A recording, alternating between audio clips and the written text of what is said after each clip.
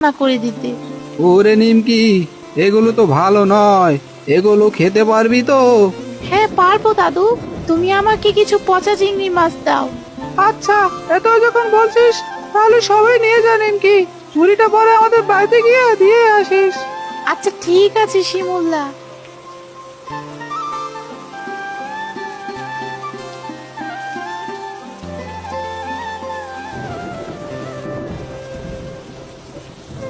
মা, ও মা, একটু বাইরে এসো তো।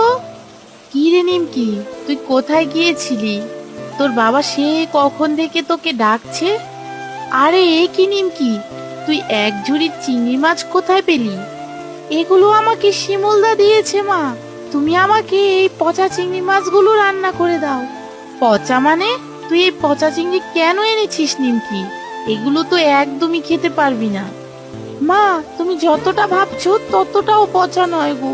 তুমি আমাকে এই চিংড়িগুলোই রান্না করে দাও। আচ্ছা, এত করে যখন বলছিস তাহলে তোকে কচু পাতা দিয়ে চিংড়ি রান্না করে দিব না। কিন্তু কচু পাতা কোথায় পাবো? সে নিয়ে তুই ভাবিস না নিমকি। শোন, তোর বাবা আজ কচু খেতে কাজ করে অনেকগুলো কচু পাতা নিয়ে এসেছে, তাই দিয়ে তোকে রান্না করে দিব। এবার রান্নাঘরে গিয়ে চিংড়ি মাছগুলো কেটে নে, আমি ততক্ষণে কচু পাতাগুলো কেটে নিচ্ছি। ঠিক আছে মা। তোকে কতবার বললাম বাড়িতেই থাক, আমার সাথে তোকে নদীতে যেতে হবে না, কিন্তু না, তুই তো আমার কোনো কথাই শুনলি না। হয়েছে, তোমারও দোষ আছে। নাতিটা বললেই কি ওকে মাছ ধরতে নিয়ে যেতে হবে? এখন ওর বাবা মা শহর থেকে এসে শিমুলের এই অবস্থা দেখলে কি হবে সেটা জানো? দাদু, দিদিমা, তোমরা আমাকে নিয়ে ভয় পেও না, দেখো আমার কিচ্ছুটি হবে না, আমি একা একাই সুস্থ হয়ে যাব। না রে শিমুল, একা একা এই জ্বর যাবে না, একটানা বৃষ্টিতে ভেজার কারণেই তোর এই জ্বর এসেছে। আমি কালই তোর বাবা মাকে চিঠি পাঠাবো, ওরা এসে যেন তোকে বড় একটা হাসপাতালে নিয়ে যায়। সব দোষ তোমার। আজ তোমার কারণে আমার নাতিনটার এই অবস্থা। দাদু ভাই, তুই ভয় পাসনি। আমি কাল সকালেই ডাক্তার মশাইকে ডেকে নিয়ে আসবো। না না দাদিমা, তুমি ডাক্তারকে এনে নাও, আমি এমনিতেই ভালো হয়ে যাব। তুমি বরং আমার জন্য একটু আদা চা বানিয়ে নিয়ে এসো, আদা চা খেলে জ্বরটা নিশ্চয়ই কমে আসবে।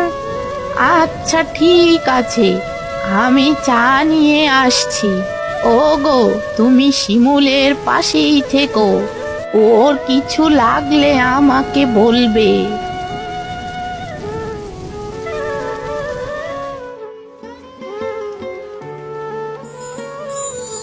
মা, ও মা, কোথায় তুমি? জলদি এসে দেখে যাও, পচা চিংড়ি মাছের যে ডিম হয়েছে। কি হয়েছে নিমকি, এত ডাকছিস কেন? দেখো মা, এই চিংড়ি মাছটায় কতগুলো ডিম হয়েছে। আরে এ কি, এগুলো তো হলুদ ডিম রে নিমকি। কি রে নিমকি, তোদের চিংড়ি মাছ দিয়ে কচু রান্না কত দূর হলো? ওগো দেখো, নিমকি একটা চিংড়ি মাছে হলুদ ডিম পেয়েছে গো। আরে ও গিন্নি, এগুলো চিংড়ি হলুদ ডিম নয় গো, এগুলো তো সোনা। ওরে নিমকি, তুই তো চিংড়ির ভেতরে সোনার ডিম পেয়েছিস।